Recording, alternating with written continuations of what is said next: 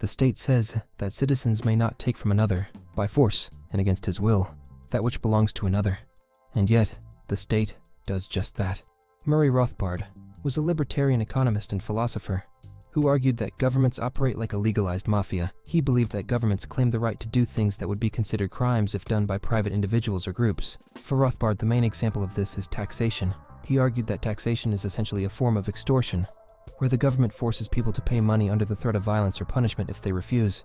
Rothbard said, "The state is nothing more nor less than a bandit gang writ large." What he meant is that governments act like a large-scale criminal organization, taking people's money through taxes and calling it legal simply because they are in power. He believed that this use of force is no different from a mafia boss demanding protection money from a shopkeeper.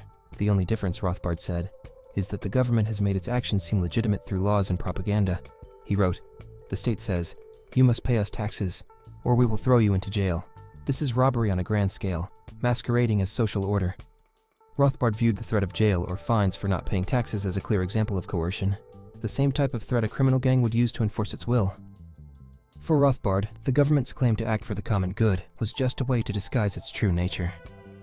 He believed that governments, like mafias, exist to benefit a small group of people at the expense of everyone else. No other person or group can legally perform the acts which the state performs, he said, emphasizing that governments are unique only because they have declared their own actions lawful, even when those actions harm individuals. Rothbard also criticized how governments justify their existence. He argued that the idea of the social contract, the notion that people have agreed to be governed in exchange for protection, is a myth. No one has ever signed a social contract. To him, this idea was just another way for governments to make their authority seem legitimate. If you think about it, in the case of war, the people will be called to arms. So in the end, the protection of the land will be done by the people.